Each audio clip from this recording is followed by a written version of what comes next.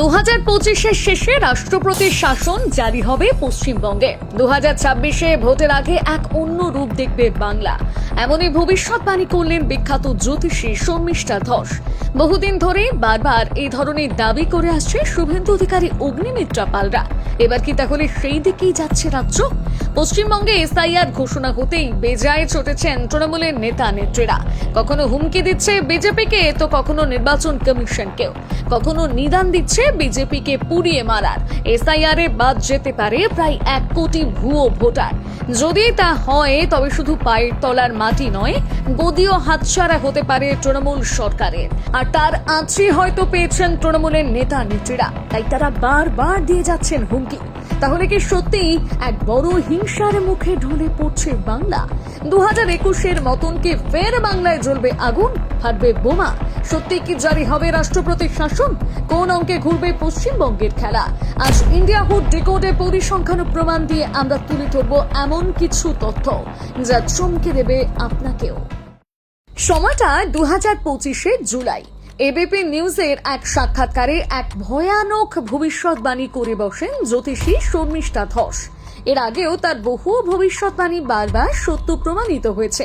তিনি বলেন 2026 সালে ইলেকশন জিততে পারবেন না মমতা বন্দ্যোপাধ্যায়। अभी आते ममता बनर्जी की, तो मुझे नहीं लगता है कि ममता बनर्जी 2026 के इलेक्शन जीत पाएंगे। এমনকি চলতি বছরের শেষেই বঙ্গে জারি হতে পারে রাষ্ট্রপতির শাসন। সারা দেশের মধ্যে পশ্চিমবঙ্গে চলবে সবচেয়ে বেশি অরাজকতা। খারাপ সময় চলবে মমতা বন্দ্যোপাধ্যায়ের। তবে ভবিষ্যৎবাণী বাদ দিয়ে কিছু ফ্যাক্ট তুলে ধরা যাক। সালটা 2024।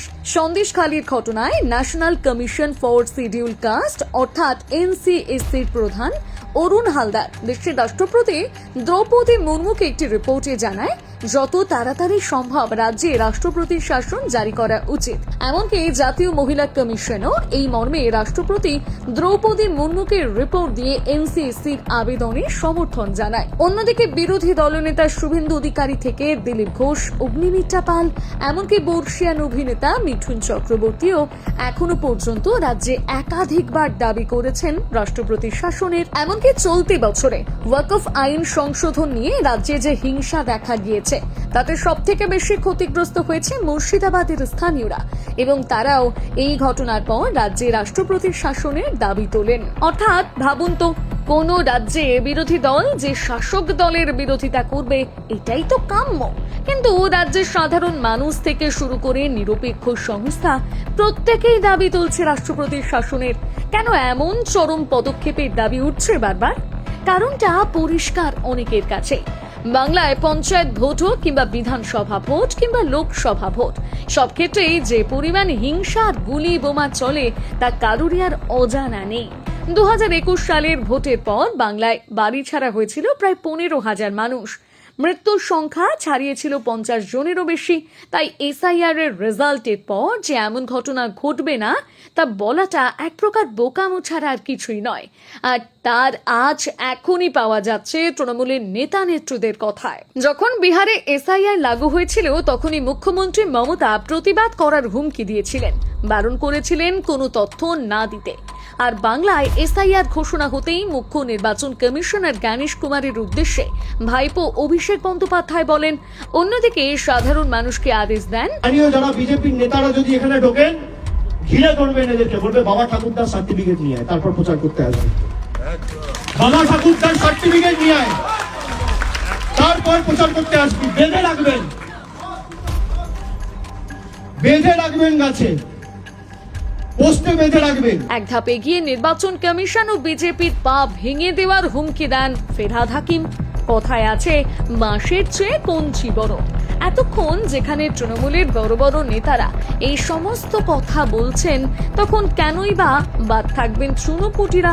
বর্ধমান উত্তরের বিধায়ক নিশীথ মালিক হুঁশিয়ারি দেন, যদি কোনো প্রকৃত ভোটারের নাম বাদ যায় আমরা কিন্তু প্রত্যেকটা বিজেপিকে ধরে ধরে আগুন জ্বালিয়ে দেব, আমরা এই সিদ্ধান্ত নিয়েছি। হুমকি দিতে ছাড়েনি সিপিআইএম এর রাজ্য সম্পাদক মোহাম্মদ সেলিম। তিনি হুঁশিয়ারি দেন, কোন বৈধ ভোটারের নাম বাদ গেলে জিনা হারাম করে দেব। এছাড়াও মন্তব্য করেছেন চন্ডিমা ভট্টাচার্য থেকে শুরু করে অরূপ বিশ্বাসরা। এমনকি কোথাও কোথাও মানুষকে দেখা গিয়েছে প্লাকার্ড পোস্টার নিয়ে প্রতিবাদে নামতে। যাদের কাছে কোনো উত্তর নেই তারা কেন প্রতিবাদ করছে? মিছিলে হাঁটছে আজকে কেন মিছিলে হাঁটছে জানেন না কেন মিছিলে হাঁটছে? কিন্তু প্রশ্ন হলো, তৃণমূল কেন এত ভয় পাচ্ছে এসআইআর নিয়ে? এর পেছনে রয়েছে একটি সহজ অঙ্ক। এবারে সেটাই তুলে ধরবো আপনাদের কাছে। হিসেব বলছে 2025 সালের ইলেকটোরাল রোলে নাম রয়েছে প্রায় 7,60,00,000 ভোটারের, যার মধ্যে 2002 সালের ভোটার তালিকার সাথে ম্যাচ করেছে মাত্র 3,96,00,000 ভোটার। অর্থাৎ গত 23 বছরে বেড়েছে 3,64,00,000 ভোটার, যা 2002 সালের তুলনায় প্রায় 91%, অর্থাৎ দ্বিগুণের সমান। কিছু কিছু জেলা যেমন কলকাতা, মেদিনীপুর, মালদা, আলিপুরদুয়ারে আগের থেকে ভোটারের সংখ্যা বেড়েছে অনেক বেশি। অতিরিক্ত এই সমস্ত ভোটার যদি রাতারাতি বাতিল হয়ে যায়, পায়ের তলার মাটি সরে যাবে না তো তৃণমূলের? উদ্বেগ আরো বাড়বে যখন আপনি জানবেন আরো একটি পরিসংখ্যান। নীতি আয়োগের রিপোর্ট বলছে আমাদের রাজ্যে জনসংখ্যা বৃদ্ধির হার বার্ষিক 0.5%। 2001 সালে আমাদের রাজ্যে জনসংখ্যা ছিল প্রায় 8.02 কোটি। আর সেন্সাস অফ ইন্ডিয়া জানাচ্ছে 2025 সালে পশ্চিমবঙ্গের জনসংখ্যা 9.98 কোটি। অর্থাৎ জনসংখ্যা বেড়েছে মাত্র 2 কোটি, কিন্তু ভোটার সংখ্যা বেড়েছে 3.5 কোটিরও বেশি। এই সহজ অঙ্কের ব্যাখ্যা একজন বাচ্চা ছেলেও দিতে পারবে, তাই না?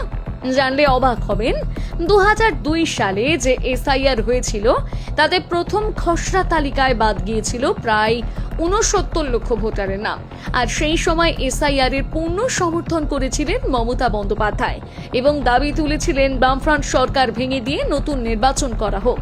যুক্তি ছিল তৃণমূল জোটের থেকে বামফ্রন্ট সরকার এগিয়ে মাত্র 36 লক্ষ ভোটে, সুতরাং 69 লক্ষ ভোটার বাদ পড়লে নির্বাচনকে অবৈধ ঘোষণা করা উচিত। শেষ পর্যন্ত ওই সময় 24 লক্ষ ভোটারকে চূড়ান্ত তালিকায় বাদ দেওয়া হয়। তাহলে এখন এসআইআর এর বিরোধিতা করার মতন দ্বিচারিতা কেন করছে তৃণমূল? এবার আপনাদেরকে জানাবো কেন তৃণমূল এত ভয় পাচ্ছে এসআইআর কে। 2011 থেকে পশ্চিমবঙ্গে টানা রাজত্ব করে আসছে তৃণমূল। 2021 সালের বিধানসভা ভোটে 215টি সিট পেয়ে জয়লাভ করে তৃণমূল, আর বিজেপি পায় 77টি আসন। কিন্তু সংখ্যার দিক থেকে তৃণমূল পায় প্রায় 2,89,00,000 ভোট, আর বিজেপি পায় প্রায় 2,29,00,000 ভোট। অর্থাৎ ফারাক ছিল মাত্র 7.5 লক্ষ ভোটের। অন্যদিকে ইসিআই জানাচ্ছে 2021 সালের নির্বাচনে মোট 294টি আসনের মধ্যে প্রায় 70টি আসনে তৃণমূল জিতেছে 5% ভোট ব্যবধানের কমে। এবারে যদি আমরা ধরে নিই যে বিহারের মতন পশ্চিমবঙ্গেও প্রায় 70 লক্ষ নাম বাদ যাবে, তাহলে কিন্তু ভোটার তালিকা থেকে মুছে যাবে প্রায় 10% ভোট, যার ফলে ভোটের অঙ্কে দেখা যাবে এক বড় পরিবর্তন। ফলে বদলে যেতে পারে পশ্চিমবঙ্গের খেলা। এসআইআর শুরু হতেই এক এক করে চারিদিকে ধরা পড়ছে বহু অনুপ্রবেশকারীদের নাম। বিহারে এসআইআর লাগু হওয়ার পর থেকে ভয় পেয়ে ভোটার তালিকায় নাম তোলার জন্য আবেদন করেন পশ্চিমবঙ্গের সীমান্তবর্তী এলাকার বহু মানুষজন। গত 1 জুন থেকে 7 আগস্ট পর্যন্ত 10.04 লক্ষ আবেদন জমা পড়েছে নির্বাচন কমিশনে। এই আবেদনপত্রের মধ্যে মাত্র 6.05 লাখ আবেদনপত্র গৃহীত হয়েছে। বাকি 40.23% আবেদনপত্র ভুয়ো নথিপত্র থাকায় বাতিল করা হয়েছে, যার মধ্যে সব থেকে বেশি বাতিল করা হয়েছে মুর্শিদাবাদ, মালদা, উত্তর দিনাজপুরের মতন বিভিন্ন এলাকা থেকে। অর্থাৎ এই সমস্ত এলাকা থেকে কেন এত ভুয়ো আবেদন জমা পড়েছে সেটাও কিন্তু বলার অপেক্ষা রাখে না আপনাদের কাছে। বাংলায় এসআইআর ঘোষণার পরে প্রকাশ্যে আসে 2 রাজ্যে ভোটার তালিকায় প্রশান্ত কিশোরের নাম, অর্থাৎ বিহার এবং বাংলা। 2 রাজ্যেরই ভোটার প্রশান্ত কিশোর। বাংলায় যার ঠিকানা ভবানীপুরের 121 কালীঘাট রোডে তৃণমূল কংগ্রেসের কার্যালয়। অর্থাৎ এসআইআর হলে এরকম কত নাম যে উঠে আসবে তা আমার আপনার ধারণার বাইরে। অর্থাৎ বুঝতেই পারছেন, সঠিকভাবে বাংলায় এসআইআর সম্পন্ন হলে তা বড়সড় ভাঁটা ফেলবে তৃণমূলের ভোটে, যা নিশ্চিত রূপে প্রভাব ফেলবে 26 বিধানসভা ভোটে।